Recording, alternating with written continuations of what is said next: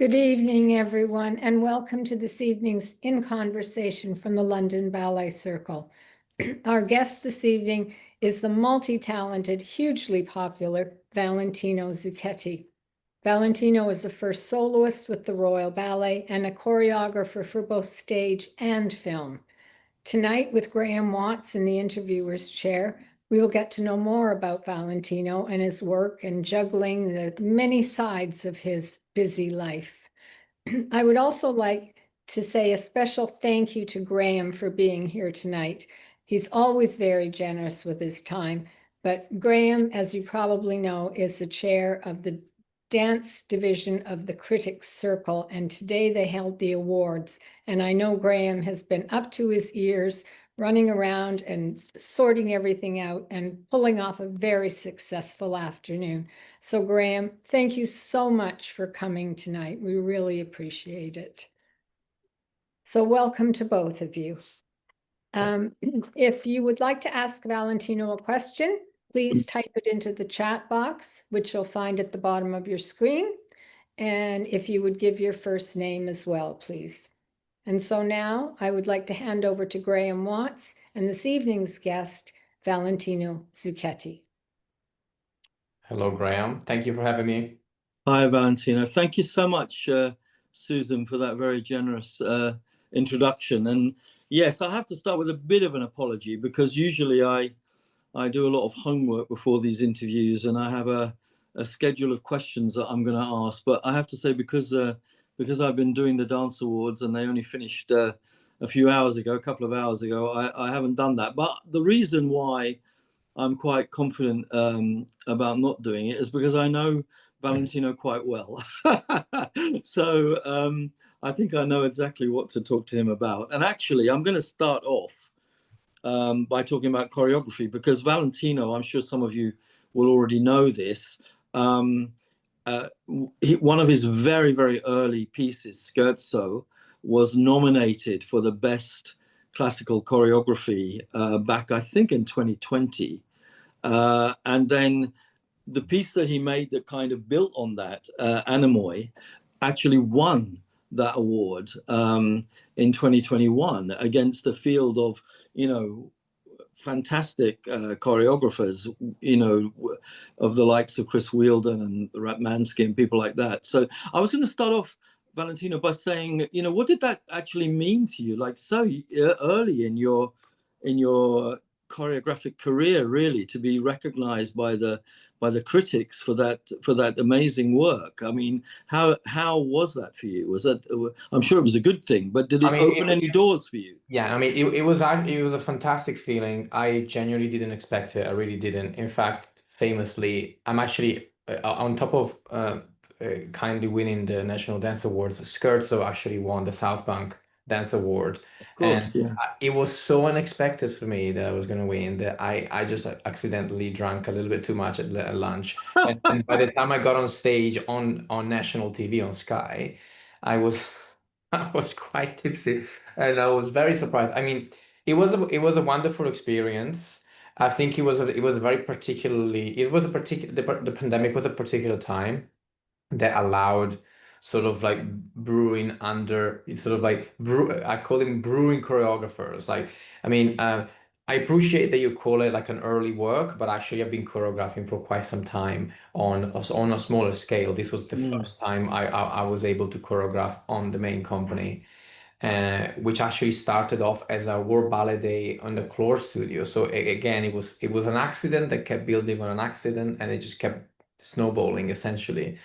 It was a fantastic experience for me, and I guess to some degree has put me on the sort of like map choreographically when it comes to the Royal Ballet, which is obviously such a famous opera house. And to be frank, it doesn't necessarily need choreographers because there's so many choreographers coming in and out of the company. So it was a fantastic experience for me.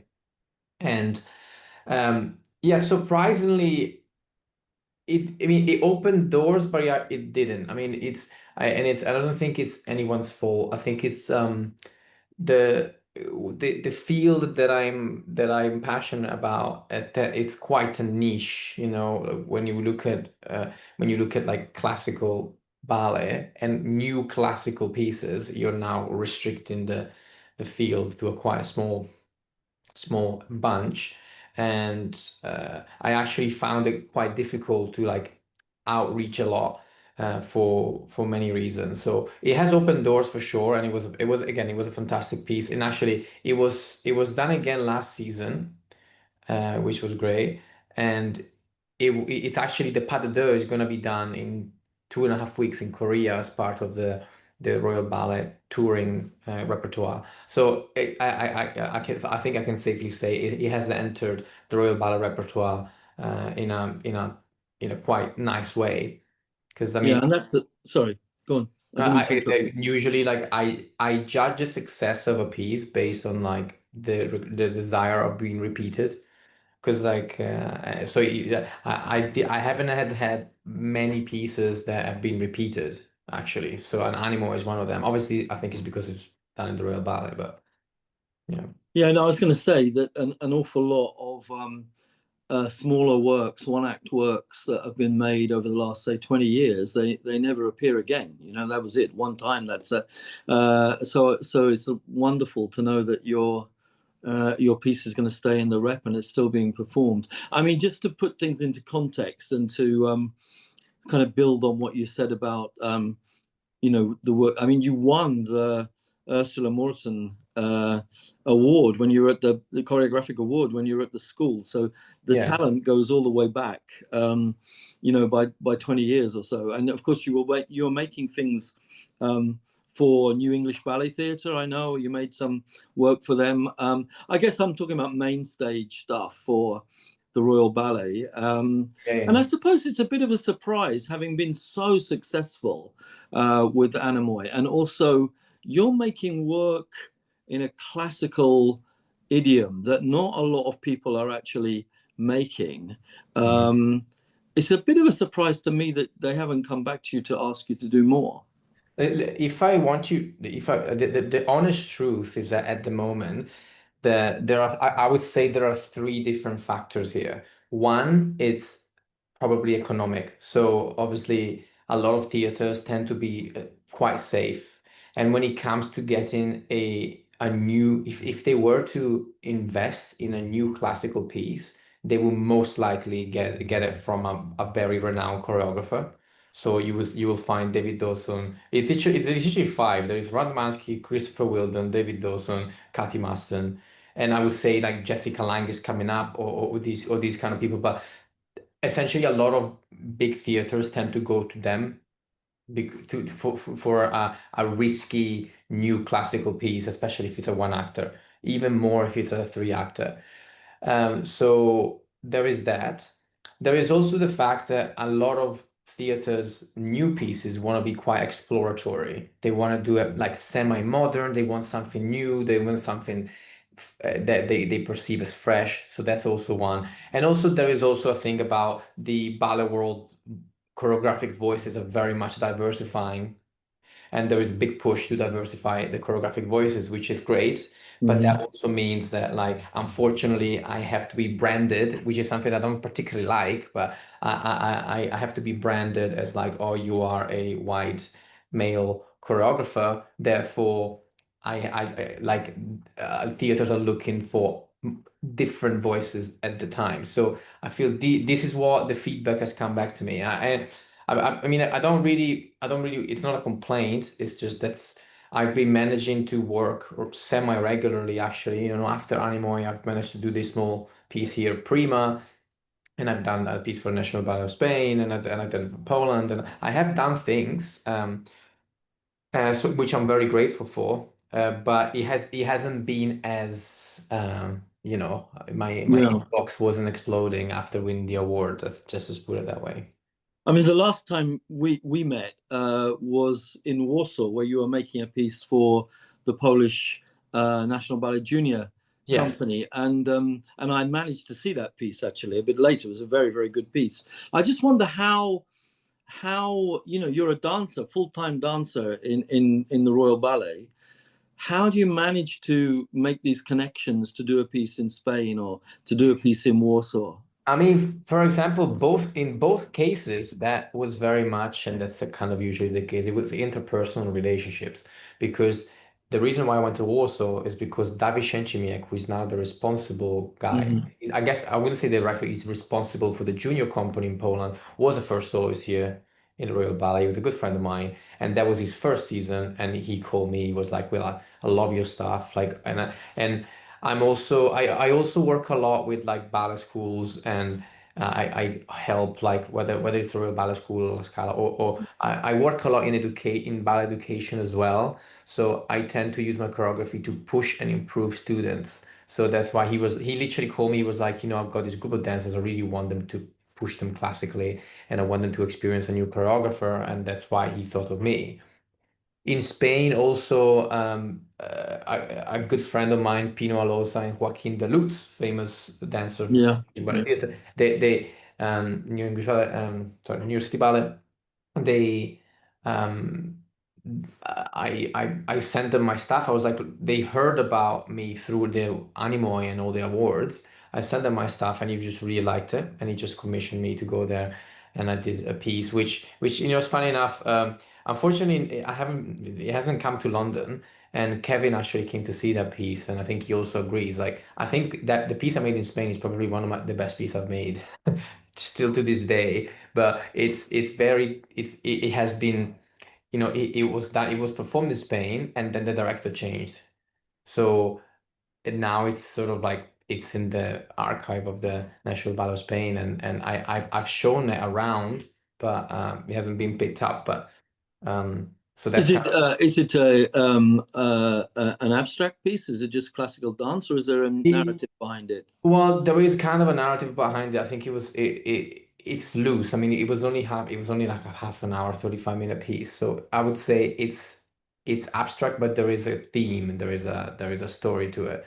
But I do understand also another thing, and it's something, for example, Chris Wilden actually told me, like, and I think it's very true. Until you make a full length, or until you make a big story ballet, you're not really taken seriously as a choreographer, and I completely understand and I completely agree, and that's what I'm trying to strive for.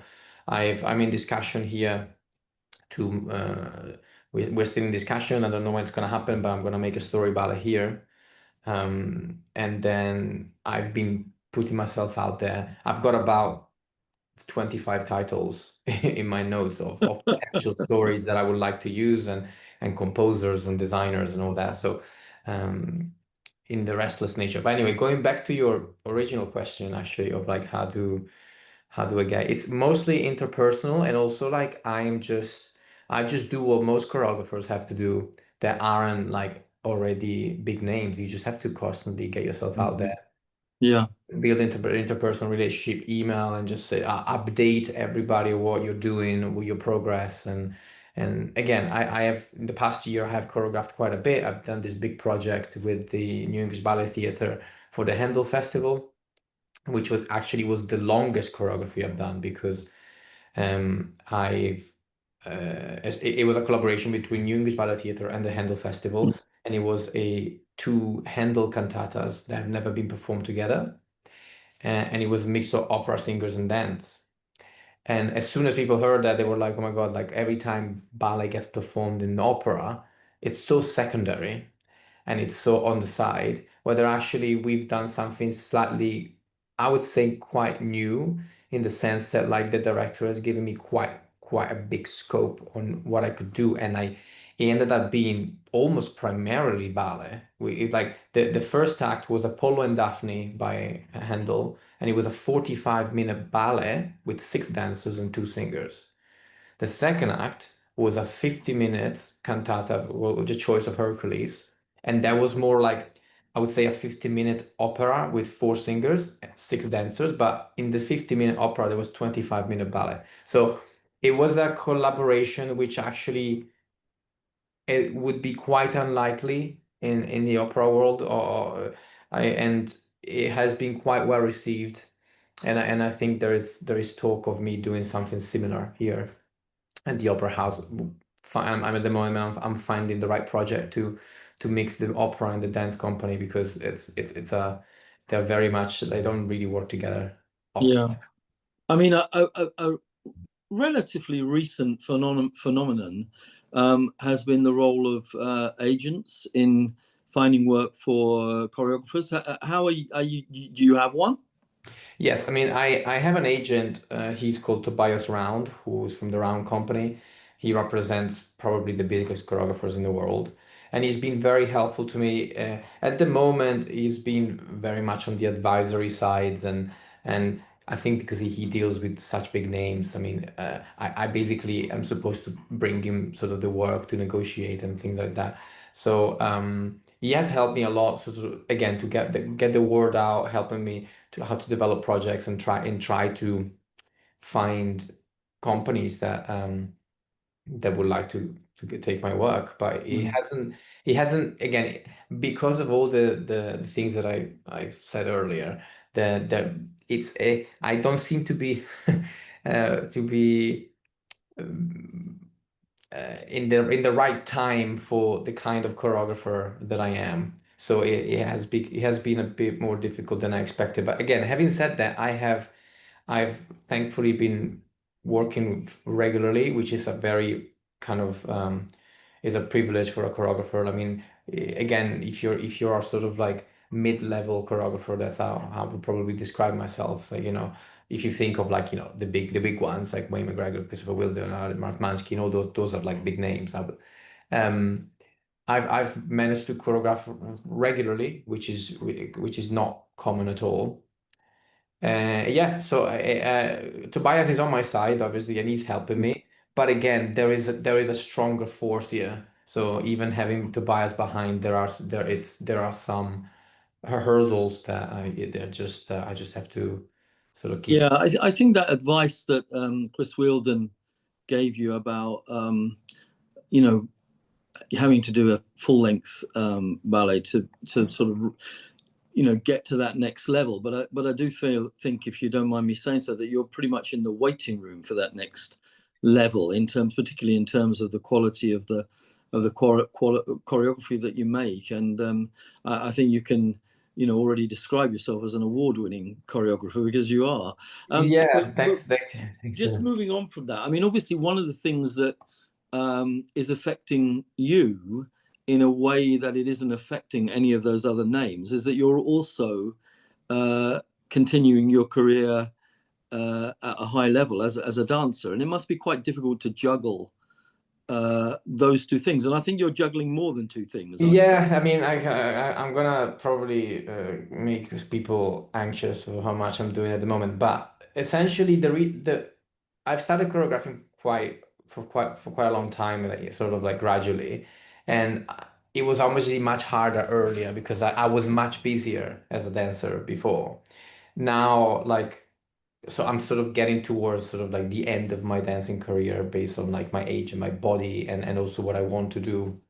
So I have I actually am not featured in all the productions, and even the productions that I'm doing is something that I've already done many times, so it requires less rehearsal time. And obviously, I've got Kevin O'Hare, who's my director, who's is very, very comfortable at letting me go, taking 5 weeks here, 2 weeks there, 3 weeks there. He's very much facilitating this transition and also this dual life. Although at the moment, not being able for this season, for example, I didn't dance a whole lot.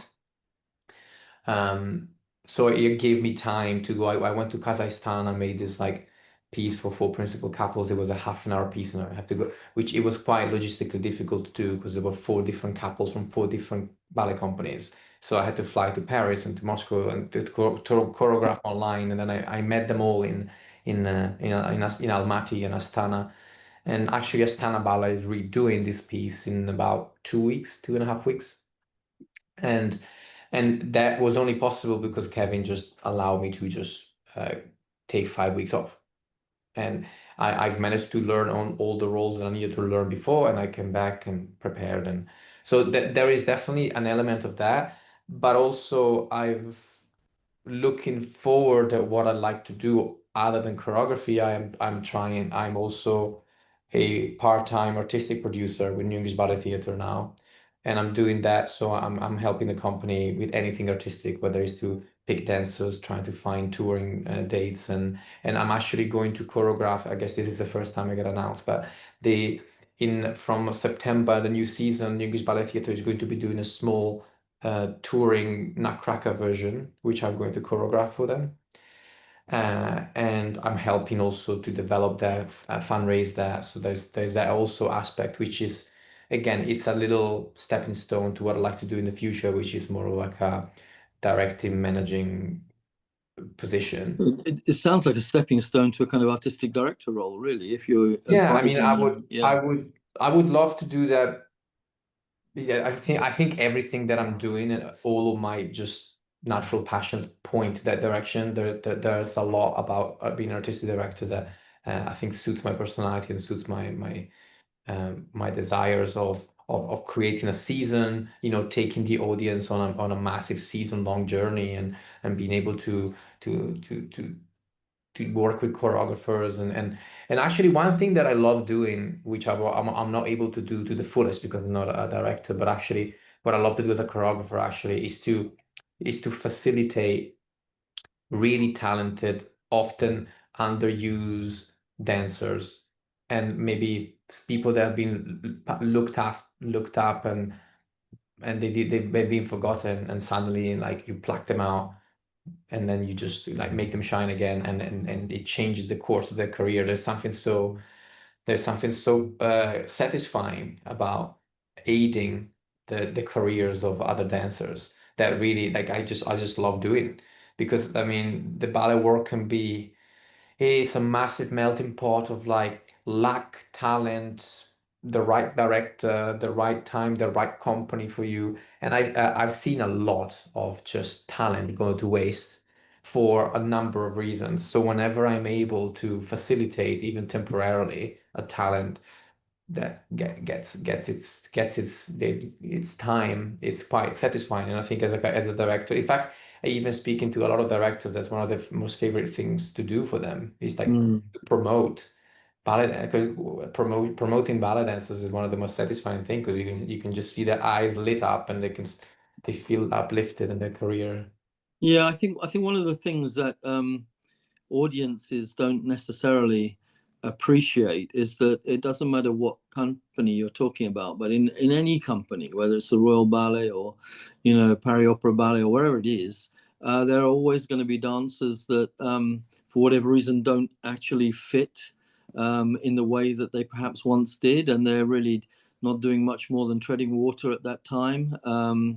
And not getting cast a lot. I mean, you see them. You run down the rosters and you know who they are. So that's a very laudable thing to do, Valentino. Let's just talk for a minute. I mean, one of the things that interests me about choreographers, particularly those in a situation such as yourself, where you've got only a limited number of things that you can do, particularly you're mainly working on one act ballets. It's 20 minutes, 25 minutes, whatever. There must be literally hundreds of ideas that you have that you want to turn into a ballet. Have you got this big catalog, this big back catalog of things? I once saw an interview with the singer will.i.am, and he put it perfectly. He's like, the sponge of like absorbing ideas, inspiration, and calculation, it gets to a point that it gets filled up, and you need to squeeze it out by just working. And I feel like when I do these smaller pieces, it's like I just squeeze the tip of it, and I just have so many ideas. And as you said, it's quite frustrating because I just keep piling up ideas, and I haven't got the the the squeeze of the sponge, So Yeah. yeah, it is. I literally have ideas from one-act story ballets to full-length ballets to movies to one thing that I didn't mention, on top of being a dancer and a choreographer and an artistic producer, I've also opened my own company with two other collaborators, which is called Collision Unknown. And what we do, it's essentially we meld technology, design, and dance. So it's almost like I've opened a separate company to do very innovative stuff, and we are in talk with very big film studios, brand design from like London Biennale to, and that's another branch of things that I'm doing to try and sort of like innovate. And that I need something like that to be able to get out of my head and explore some of the ideas that I can't quite explore or tackle in the sort of dance theater world. So yes, so to answer your question, yeah, I have many. 4 things that you're juggling, and I thought you only had 2. I mean, this latter thing that you're talking about, one thing that strikes me is that does, in a sense, put you in control artistically. I mean, obviously, people have to commission the company for work, but you're not really having to go through anybody else to Yeah, I mean, outline your vision, your obviously, artistic vision. whatever we do with Collision Unknown, it's at the end it's a service of much bigger players. Like at the moment, like we are collaborating with this studio called Territory Studios. They're this massive film studio. They've just won an Oscar for Dune, and obviously I obviously can my ideas can go wild here. We are working with like artificial intelligence and volumetric captures and how we melt the live performance and dancing and movement into this equation is very interesting and very invigorating. And it's also a way, as you said, to take back control a little bit because, you know, as a dancer, you're I think as dancers, you end up being quite infantilized in so many ways because you're sort of at the whims of the theater and the director and the choreographer, and you basically are told what to do at all times. And as you said, like in order for me to work, this is why there's the back of my mind. I've always wanted to be a composer because if I'm a composer, I can just sit down and just write the composition. I don't need anybody else. To be a choreographer, I need a company. I need dancers, I need studios, I need an orchestra. So in order for me to create, I require that commission, that you know, that handout. And yeah, and listen, again, I don't want to sound ungrateful because I have, you know, I have done quite a lot this year, even though if it wasn't like big main things. I'm in discussion to do bigger things even here in the company, which hopefully, I'm hoping that could help sort of like facilitate things. But as Chris said, I think it's right. I mean, I need, it's time now for me to tackle stories. There are so many stories I want to tell, a different way for me to tell them while still maintaining sort of the vocabulary, and that should hopefully open up more discussions and hopefully again I'm sorry to bang out about it, but this is literally what I'm hearing. Like I it's simply because like maybe my idea is good, but they tell me like, well, you're a male choreographer, and we can't get the board to sponsor a new piece made by a male choreographer or something like that. It's a very interesting point, isn't it? You know, 10 years ago, I was writing about how difficult it was for women to break through as choreographers, and it seems like it's turned full circle now, in a sense. Yeah, I mean, I'm not the only one saying that. This is the experience that I hear from most of my sort of like choreographic peers. Like, it's sometimes because obviously there's been this great encouragement, this great push to diversify the voices, which I completely understand and I encourage. You know, I have a lot of female choreographer friends, which I have helped and I've helped, I've advised, and actually I've helped them get commissions and things like that because I was like, you know, this is your time. Like this is the time right now where everybody wants to diversify their choreographic voices. But you know, inevitably these things happen, and unfortunately, I'm hearing a lot of that. I'm hearing a lot of that personally, but also that has to say, I don't want to justify that as the only reason. I'm also in a style of dance that isn't necessarily widespread as far as new pieces, as I explained before, and also, yeah, it's probably the fact that a lot of theaters want story ballads because that's what sells and everything that comes out with that. Yeah. One point just to make, which I think is a true point, you can correct me if I'm wrong, is I think you're the only Italian-born choreographer to make a work on the main stage at the Royal Ballet. That's Yeah, quite something when you think about it.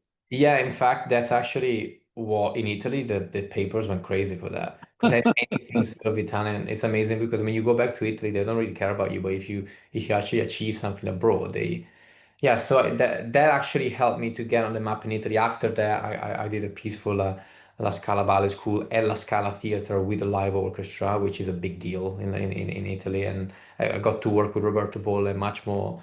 He's actually getting me involved in his foundation now, and so I'm doing a lot of I'm trying to help him as well in that. Uh, so yeah, that was. I mean, actually, um, I've as an Italian dancer and choreographer of the Royal Ballet, I've hit a lot of those targets. I think I was the first ever Mercutio to be Italian. I think I was the first ever like nephew to be Italian. So I've sort of covered a lot of like Italian first when it comes to soloist things because Federico and Roberto and the previous Italian dancers either were corps de ballet or principal dancers. So Yeah. to have an Italian soloist, I already did a lot of like milestones as a dancer, and they're obviously doing Anemoi and being that successful with it on top of being an Italian choreographer that gave me some Yeah, I'm thinking about it. You're probably the first Italian puck in Dream, I would imagine as well. I I might think be wrong. so. I Yeah. think so. One in Italy and Before we leave the choreographic side and move on to the dancing side, I'm just fascinated. You've got this background of lots and lots and lots of ideas. And before we had this chat, I was always thinking of you very much, an onstage, very classical choreographer. But you've introduced this new thing now that, you've got this other company looking at AI and digitization and all the rest of it. And where does your inspiration primarily come from when you're thinking about, I could make a ballet? Does it come from music predominantly? Or is it a theme? Is it an idea? Is it a well, story? it used to before it used to a lot. I mean, it used to be music. For example, I always had this idea of like symphonic poems, for example, which were actually designed as sort of like micro stories. I've always had this idea of like instead of thinking of a story and then finding the music of it, why don't we find the music and then we create a story on it? Because a lot of the music have sort of like, especially when that's why I love classical music because it's like they have these waves of unintentional. As soon as you change a key, you change an emotion. So it's like it can be suddenly super sad. A perfect example is like Liszt Sonata in B minor, which is Marguerite and Armand. You wouldn't like you that's what happened, like the music was there and they just put Margherita Romano on top of it because it just fits so perfectly. So I Mm. feel like there are so many music that you could actually say, okay, I want to use this music, let's either write a story that follows those moods that the music naturally follows, or we just take a story and adapt it onto it. So I've had ideas that started from music. But a lot of the stories that I encounter now start very much from the subject. And I also, because I'm also very conscious at all times that I don't really want to be conventional. Like already, but I'm doing by being a classical choreographer, you're standing on the shoulders of giants, and it can be quite conventional. It's like I wouldn't do a story about if a mythical fairy female fairy creature is I think that's kind of overly done, but actually there is a lot of categories in storytelling that I don't think have been explored very much in dance, and where I think there are a lot of stories that can be told. What I would like to push as a an idea for many things actually is that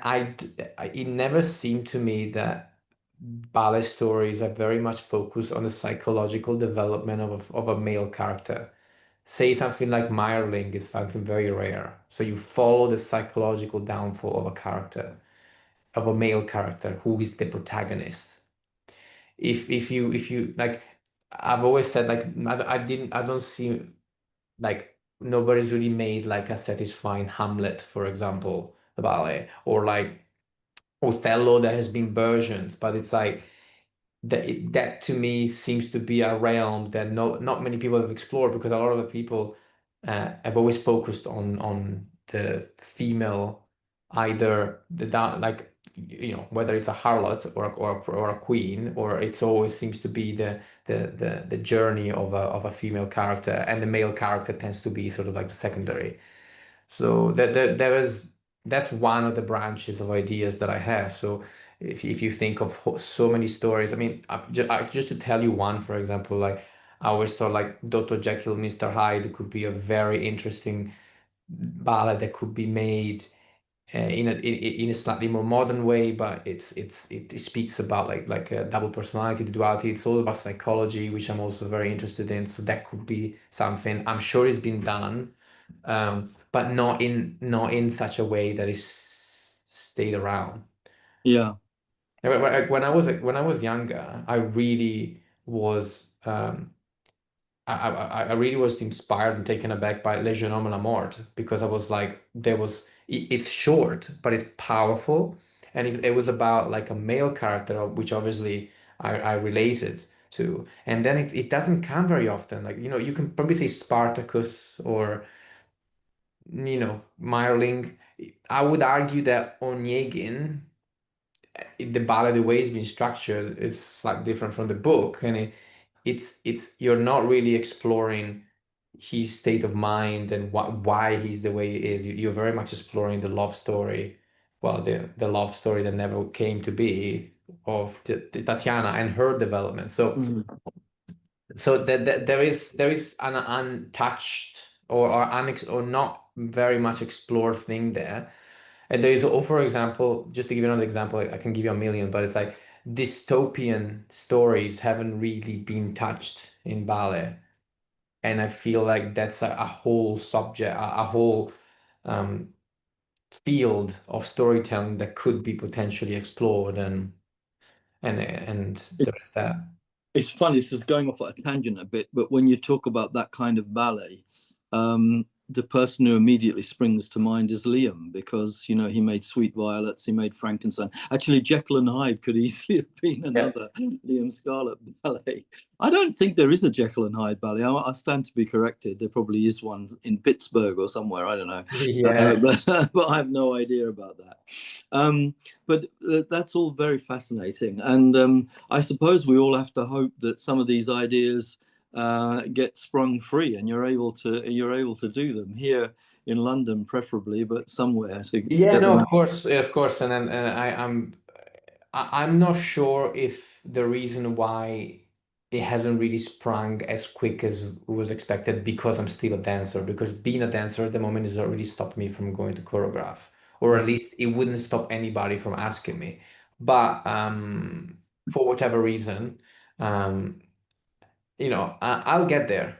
Yeah, I'm, I mean, I'm let's move on to talk about the dancing side, because as you say, you've been kind of underused recently. I know you've had some injury difficulties, but uh, I mean, what do you think? Are you in Alice? You're coming yeah, up. yeah. You've obviously been rehearsing for that, but are you overcome all your injury problems?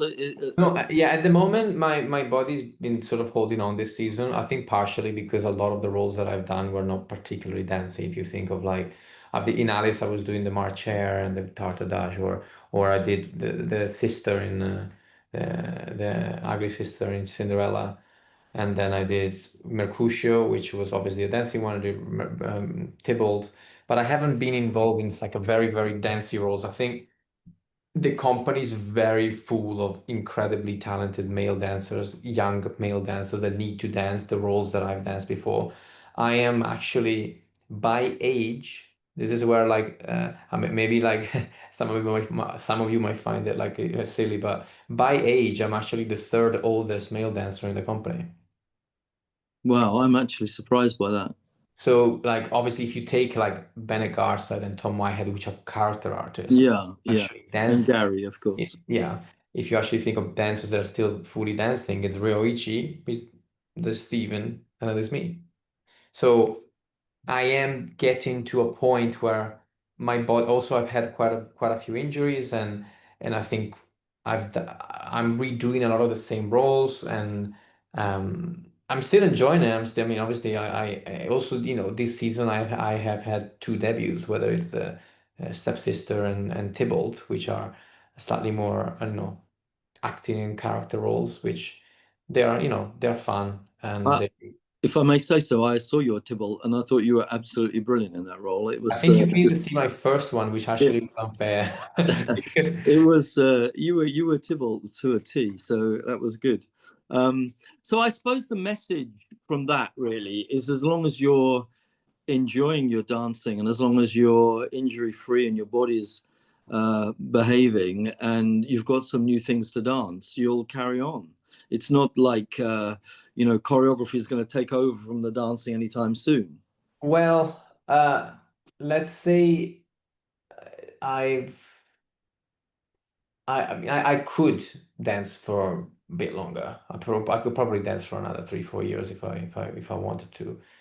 But what's limiting for me is that I cannot longer improve as a dancer, and I have such a strive to improve, grow. I'm somebody who's like gathers information. I just gobble information left and right, whether it's from I listen to like a ridiculous amount of podcasts and informations and books and music, new music all the time. So I need something that keeps me growing, and ballet has got to a point where my body has it's not able to grow. Like the best thing I can hope for is maintain a relatively injury-free shape. I've danced a lot of what I've been dancing for the past like 5 or 6 years has been relatively the same. I'm not particularly used by new choreographers either, because I'm that kind of dancer. But when you're a demi-character dancer of, say, medium to short height, your specialty is sort of those big acrobatic ballets. When you then get older, you either start to partner more, which for me is trickier because a lot of the dancers are taller than me, a lot of the females are taller than me, or you become a character artist. And to be completely honest, I feel like I could probably be a character artist, but at the moment, this whole choreography slash just management information gallery experience and also my company on the side, which is it's exciting me more. Yeah. And that And makes a big difference, doesn't it? I mean, it does sound from everything that you've said that you're kind of positioning yourself for a transition. You've got, you know, these other irons in the fire. Obviously, choreography has been there for a while, but you know, you're starting the journey towards artistic leadership with New English Ballet Theatre, and you've also got this, sounds to me, very exciting opportunity in the new company. So, lots of directions that you can take. actually, But funny that you say that, because I've actually just been accepted to this forum that they do in Amsterdam. It's called Positioning Ballet. Oh, I was going to ask you about that. So that's good that you should mention that. I mean, several people who I know very well. I give you one example: Jurgita Dronina, who's become the artistic director in Lithuania. They have gone through that whole positioning ballet process in order to kind of, it's like a finishing school, actually. I think it's a bit like you know, a transitional route to go from dancer through to artistic leadership. And have you started, or you've just begun it? Well, no, I've actually the convention in Amsterdam is in November, so I'm gonna start So there. it's with Ted Branson and the Six. lady who used to run Finnish Ballet. I forget her name right now. Oh, Sylvia.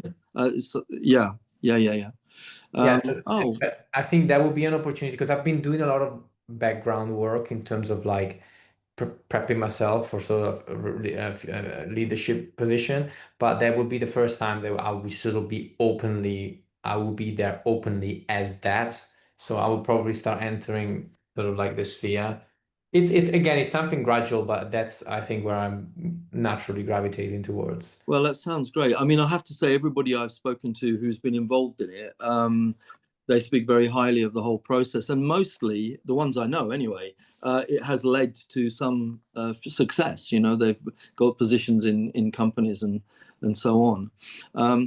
I mean, there's there is another difficulty there, I guess, in that you already have the problem of the dual role between being a dancer and the limitations that places on you as a choreographer, because you can't accept everything because you've got commitments as a dancer.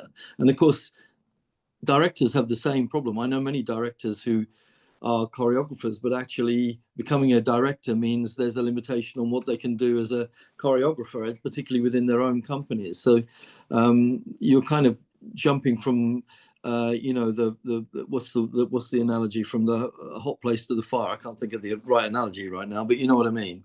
Yeah, I mean, look, in an ideal world, I would love to choreograph full time, and there's so much to work on and improve, and there's so many ideas to explore. If I would very much love to be a full-time choreographer. The truth about being a full-time choreographer, that is very, very difficult to get such a regular job that you can even you can even make a living out of it.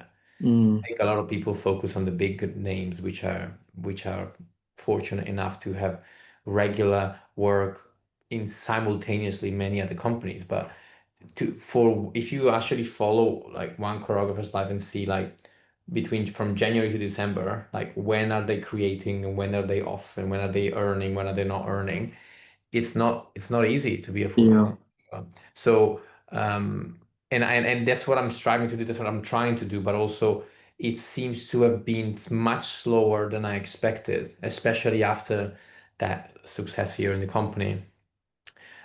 So I had to start thinking, okay, well, it doesn't seem to be taking off the way I'm thinking. So at the moment, while I keep trying to to to choreograph in multiple places, I shall try to also develop this other side, which very Mm. much interests me. Yeah. Well, I think we all wish you the best of luck with all of that, and hope juggling these different things works out. Let's just we're kind of talking about the here and now, both as a dancer and as a choreographer. Because I know you haven't been interviewed by the Circle before, I just wanted to go back a little bit and talk about your earlier career.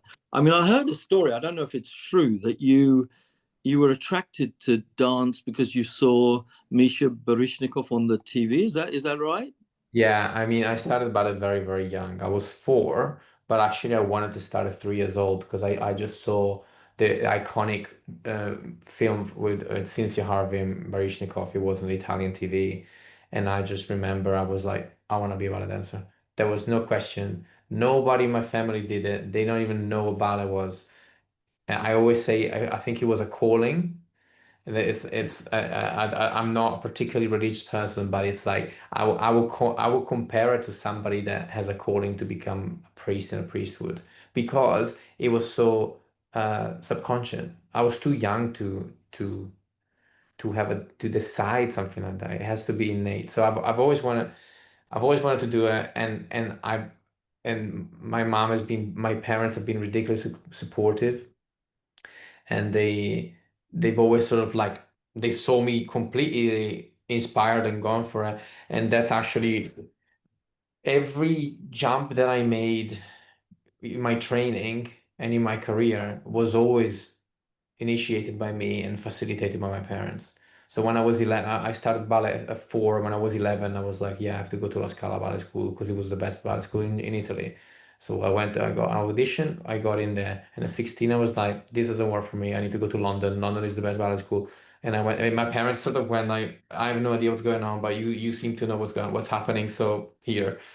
And yeah, so that's kind of been my journey, my journey as a dancer. And I think from a very young age, I just had that sort of healthy obsession with it. I was just doing ballet a lot. Like for like 5 years, I was doing ballet 7 days a week, no problem. So I it was, really is true that one TV show with Baryshnikov and Cynthia Harvey at 3 years old set the whole course of the rest of your life, really, by the sound of it. yeah, I mean, I don't know if I would have stumbled upon ballet again at some point, if that would have happened the same. It's really difficult to deconstruct it. I mean, as kids, you watch TV and there's so much going on there. Why didn't I want to be a superhero or a fireman or an astronaut or a pilot? Why I saw ballet and my little brain went yes. that's a question that is just left open, you know. Uh-huh. And when you went to the Royal Ballet School, I know you won a scholarship at 16, but you didn't go straight into the company, did you? I think you went to Norway first, and I went then to Zurich after. you went to Zurich, right? How that worked, and actually, I'm so glad actually Monica did that, because when I was graduating from the ballet school, I was just a ball of energy. I didn't really develop sort of like a way to contain that energy. So I think when Monica saw me, she just was a bit like taken aback. Oh my God, this guy is just crazy. So she didn't take me to the company, and I ended up going to the Zurich Ballet in the junior company first with Heinz Perley. And that was actually amazing because compared to joining a big ballet company, the jump between graduation and professional life, it's strange. It could be a cold shower for a lot of people, or it can be a surprising sort of like rise. And for me, I obviously I thought I was a semi-failure because I was like at the time I was, if you don't join the Royal Ballet, basically it means you failed. That's what the mentality usually is.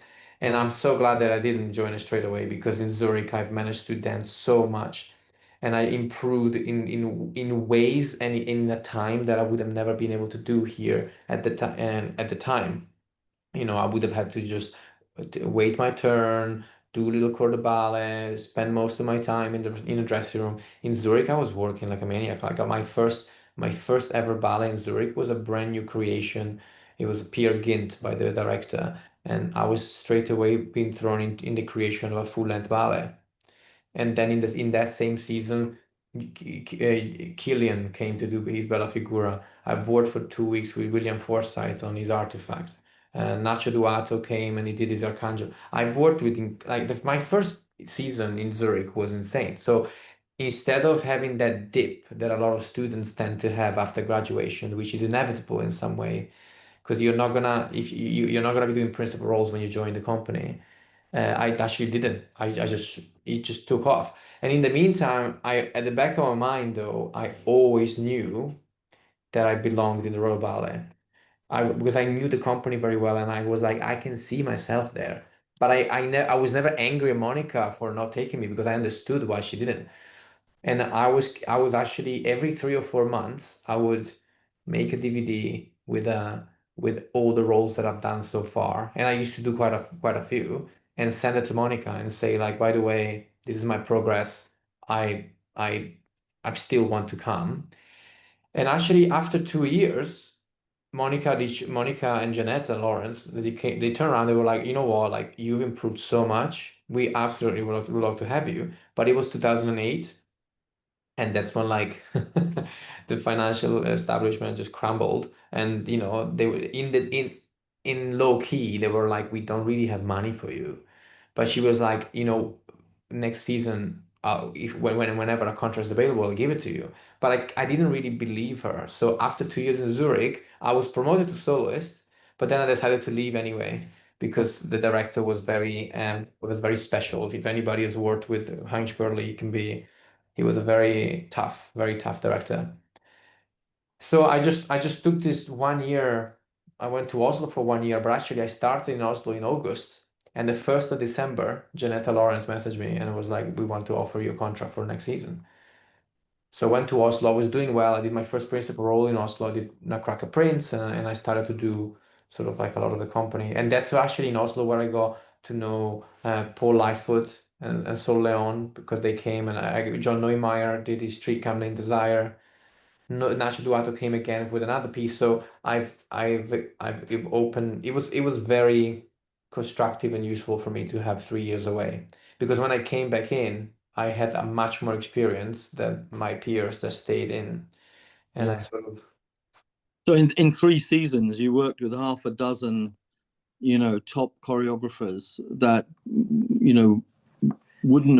don't work at the Royal Ballet. So it gave you all that experience. I'm interested just, thinking about the psychology side of all of this. I mean, when you're in the final year at the Royal Ballet School, how much do you kind of know who's going to get taken into the company and who's not going to get taken into the company? Is there a kind of obvious hierarchical pecking order or a fit that you know is going to work, or does it come as a surprise? Was it a complete surprise to you when Monica didn't take you? I think when Monica was director, it was much more of a surprise. I think Monica, for example, like Monica wasn't necessarily taking the best student in the year. In every year there are some clear, great dancers. Let's not forget that I was in class with Sergei Polunin, so that was a clear like superstar in the making. So Monica, yes, did take him, but she never she didn't necessarily take the best technical people or something like that. She always was looking for other qualities, and she also was conscious about not getting all the best people, so that some people would have stayed in the corps de ballet, etc. I think Kevin tends to be slightly more, and when I mean obvious, I mean like I think Kevin takes most of the best technicians and actual dancers in the school, so it's slightly more obvious. But there are, usually like he gives away, I don't know, 4 or 5 contracts. 3 of them were obvious. The other 2 can be linked to the necessities of the company. Sometimes you need small girls. Sometimes you need tall boys. Like tall boys are needed everywhere. So sometimes it's literally like, okay, these 2 are definitely the best in the year, but these other 2 just fit the needs of the company at that season. So that's the ballpark. But obviously, you have to speak to Kevin to ask him exactly what his criteria. But it sounds to me like whether by accident or by some sort of design, Monica's decision worked very well, because like you say, you went off to do fantastic work in other companies where you had those opportunities working with different choreographers, and then almost 3 years later you come back into the Royal Ballet. Yeah, I think Monica was surprised and so did I, was surprised at the level of improvement or that I achieved in those, and even just in Zurich, like because when you're young and you have so much energy and your body's pliable, like improvement can be very fast, can be very quick. If any, I also work a lot with, on top of my 4 jobs, I also teach privately, and I choreograph chore- um, co- um, solos for students for IGP. So I also work with the Royal Ballet School in so many ways. So I sometimes see students, and just like students, when you see a 12-year-old between 12 and 14, just the scope of improvement and physical change is massive. Now, you obviously this slowly diminishes, when you get to 18, 20, then between 20 and 22, the difference is not that stark. But for me, I was already quite well, trained and ready, and it just picks up. In those 2 years, by just dancing a lot and being trained really well, the work ethic in Zurich was like iron strong. Like nobody, we did class every day with nobody marked, nobody skipped the show. It was quite strict, but in my case, it really helped to improve me as a dancer. So much so that Monica decided to take me back after 2 years. She wanted to, but then she wasn't able to. So I think that's at least in my case, it was a testament of and sometimes this is what I want to say to the students at the school, because sometimes at the Royal Ballet School, because obviously you're right next to the Royal Opera House and the Royal Ballet, and then we are fantastic in their eyes, and you are so inspired, and they can have quite a narrow view of what the ballet world is, and then they get very disappointed when they don't join the company here, without failing to understand that there's so much out there. And actually the Royal Ballet repertoire for the most part is now performed elsewhere too. So Yeah, I think if I may say so, I think the big message that comes out of that story of what happened to you is exactly that if you're leaving the Royal Ballet School and you haven't got a contract with the company, but you go to Zurich or you go to wherever, and you see it as a kind of step down, it actually could be the best thing for your career. Because I think that's happened to many others, isn't it? I mean, I remember Vadim telling me how unhappy he was when he didn't get taken into the school. But look what happened to him. He went to the EMB. He was doing principal roles at whatever age, and eventually comes back to the Royal Ballet as a principal. So, you know, I think it's like, you know, one door opening, you know, and it might lead to other things. So it's good that you're giving students that advice. I think they can learn a lot from you and what's happened in your career. Yeah, I think it's needed because I can see it. I can see every year because it can be quite a shock for them when they don't get it, especially say somebody that has been in White Lodge and then has the fortune of going from White Lodge to graduation, and for all they've always wanted was to be at the Royal Ballet School, and sometimes that that rejection can be taken quite badly. But I actually say like, well, you know, like be careful because you can become a great dancer, you can have great experiences out there now. And I know, you know, especially when you're young, it's a lot cooler to say I'm from the Royal Ballet Company. But actually, if you think about the dancing and the career and the development as a dancer, there's plenty of places that you can do that now. Yeah. You mentioned Sergey, and I know that when he was here in the UK, you and he were very, very close friends. Obviously, he's been somewhere else for a very long time, and he's on the other side of a war now. Are you still friends? Do you still keep in touch? Well, yeah, we kept in touch. Well, he's got 3 kids now, so we kept in touch, but I don't think he has a lot of time to keep in touch with anybody.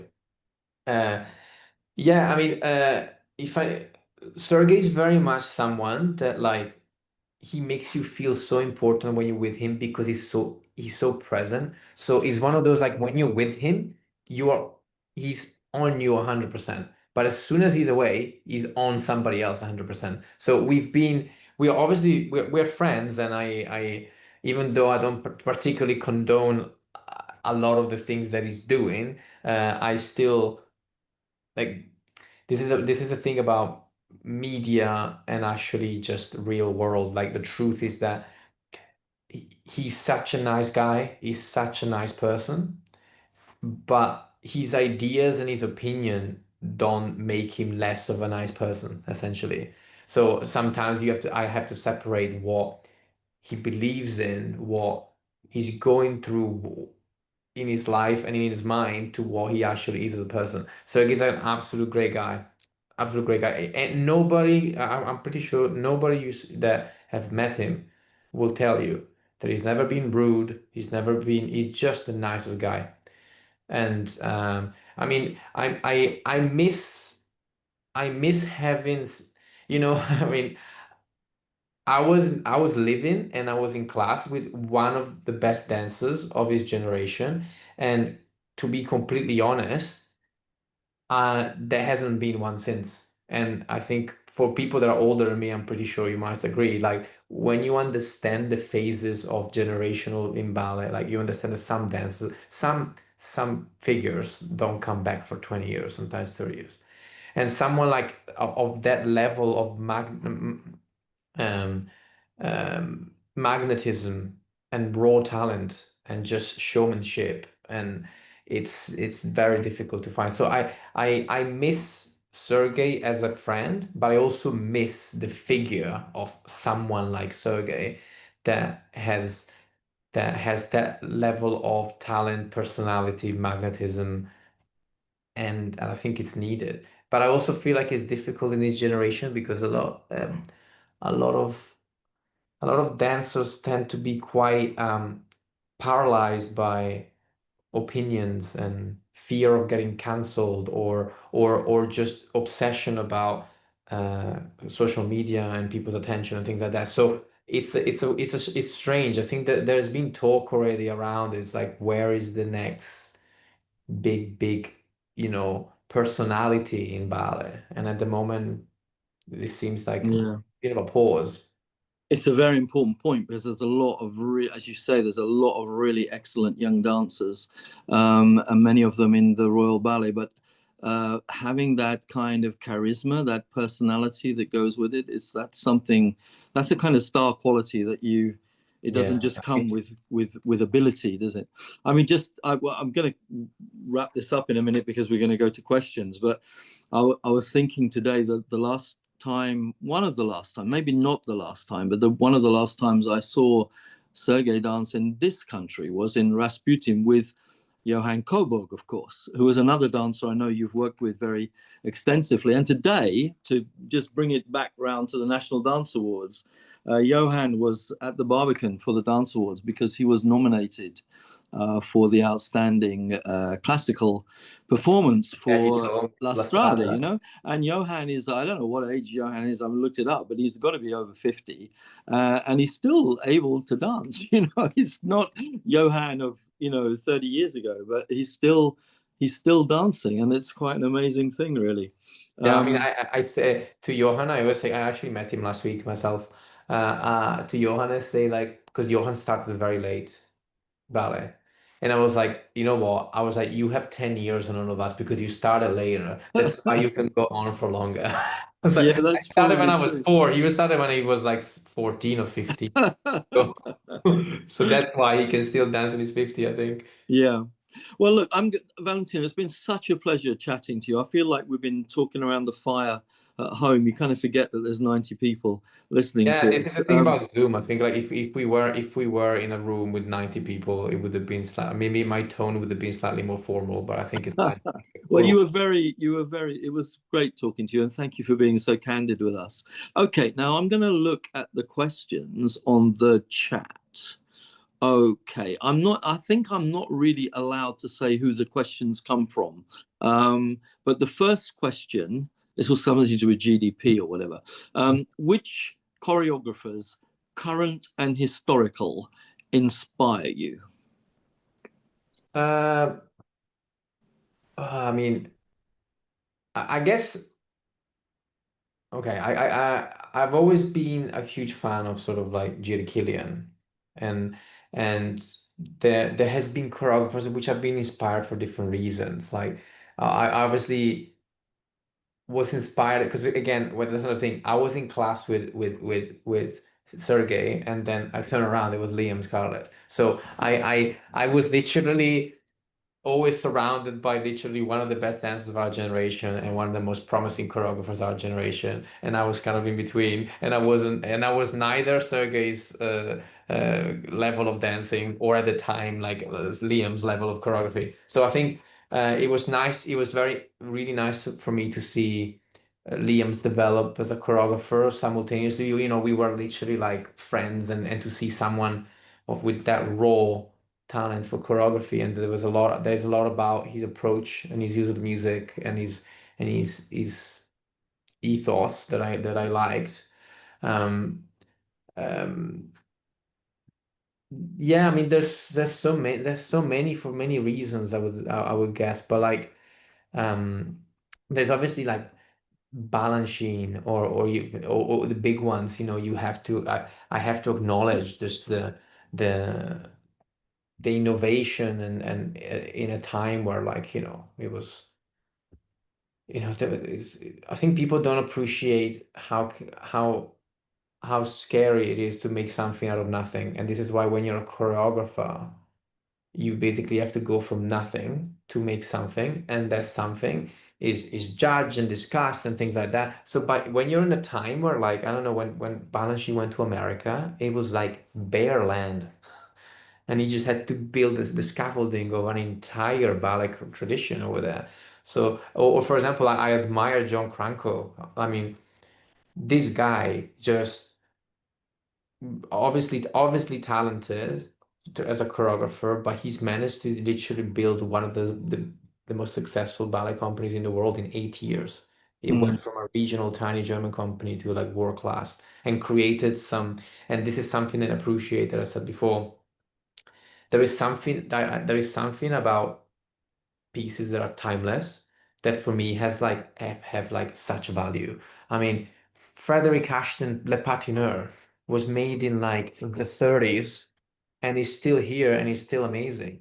That's to me such a testament. Like Agon or I don't know, Concerto Barocco, anything from Balanchine. Like I don't Prodigal Son. Like we're still performing it. It was made in the 20s. You know, that to me has a huge value. So I have huge respect for these choreographers. Obviously, Ashton and Macmillan have to be up there because in fact, I would say, obviously, my style of choreography is derivative of the Royal Ballet style because there's a bit of Kenneth, there's a bit of Ashton, a bit of Wilden, and obviously my choreographic voice has developed a little bit more, but it's like essentially I'm very much inspired by that. And if you notice any choreographer around the world, they will be inspired by their company, whether like Justin Peck in New York or Yeah.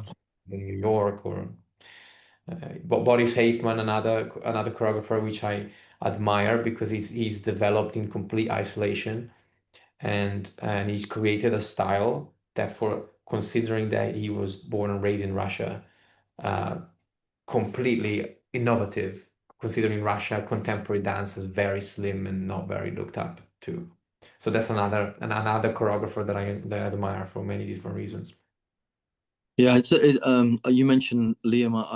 I know that you were also very friendly with him. I mean, in addition to being a terrible personal and human tragedy, you just wonder what works of art were kind of lost when his life went. It's a terrible thing. But let's carry on with the. I think this is kind of a bit repetitive of a question I asked you, but in fairness to the question, I'm still going to put it. It said, what is your starting point with a new ballet? I mean, if there's anything additional you want to say to the points you made to I think me. just for like informative reasons, and this is something that, for example, I would suggest to teach choreographic students. It's like there is this weird notion that like, oh, you can just, essentially as a choreographer, you just do what you feel like or what inspires you. But there is a framework whenever you get a commission. So usually I could start from your music, for example, and I've got hundreds of music that I can choreograph. But I have to, but if I'm doing a one act plotless ballet, I need to look at what pieces before mine or after mine. What's the music choice of the evening? You know what I mean? If the two pieces after mine are a violin concerto, I'm not going to do another violin piece, for example.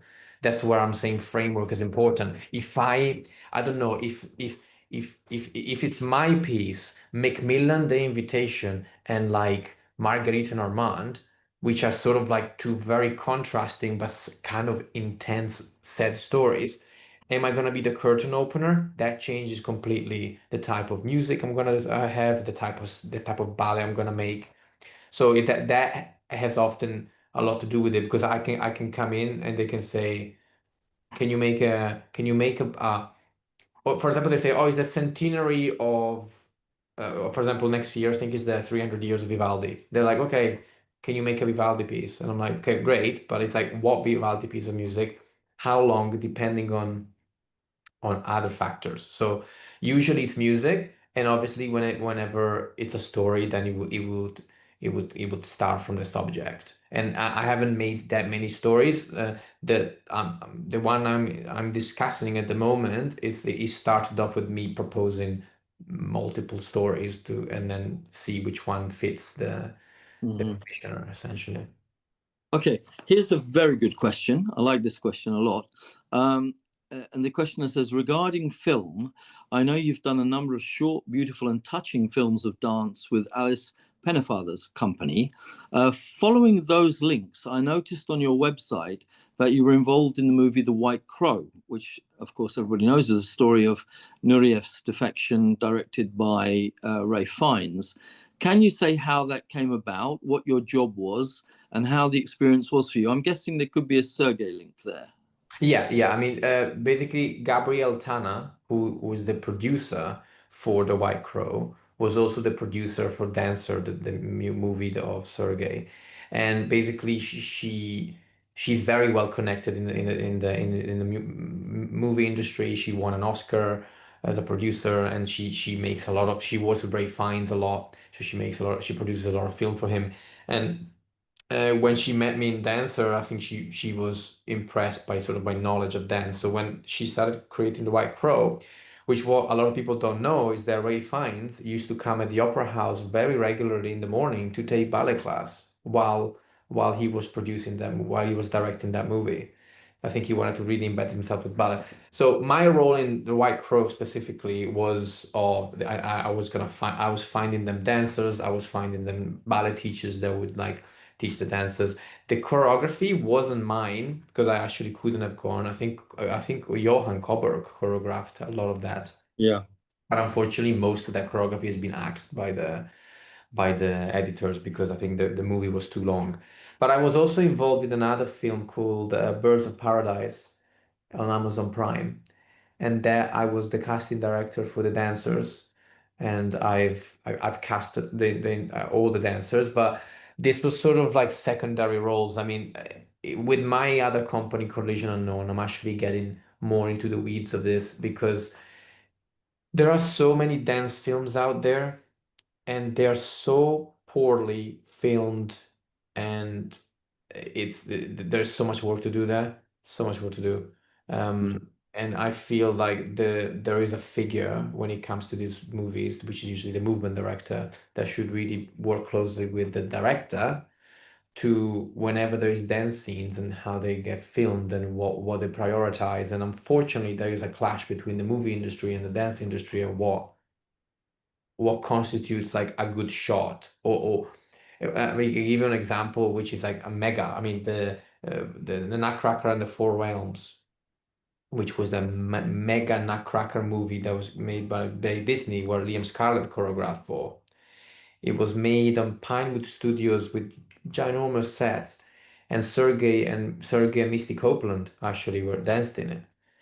And they spent $150 million to make it. The quality of the filming of the dancing, and Liam was there, created this great choreography, was so appalling.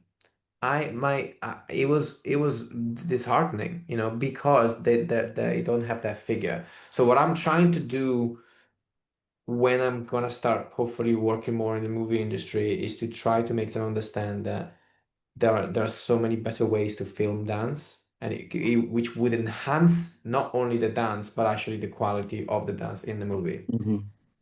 Yeah, I hope that answers. Yeah, I mean, I'm guessing with that experience, the people making decisions are not people who know about ballet, so they're not filming in the right way. They're not honing, not homing in on the right thing. And just going back to Ray Fiennes, I'm guessing that because he was playing as well as directing, he was playing Pushkin in the film. He probably wanted to make it look as if he had some sort of balletic background. I really admire that because I'm an early riser. I mean, I'm literally I'm the first one in the opera house and the last one to leave always. And I get in at like 8:30 in the morning, and he was there at 9 in the morning. Wow. all the time, like doing ballet class.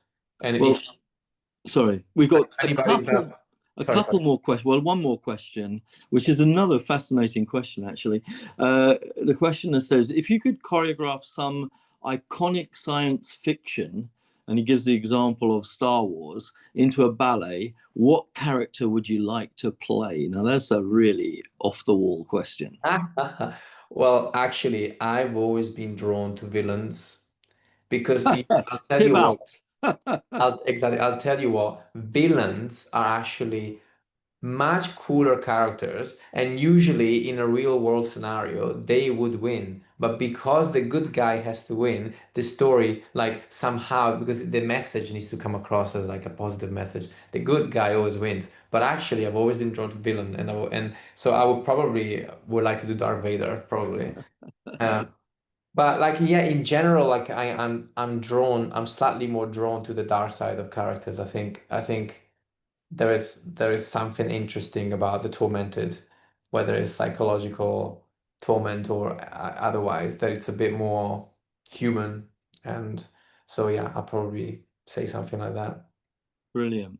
There is another question, but it's really about music being the inspiration for your work, and I think you've dealt with it, and we're pretty much at our time now. So let me just say before I hand back to Susan, what a huge pleasure it's been having this chat with you.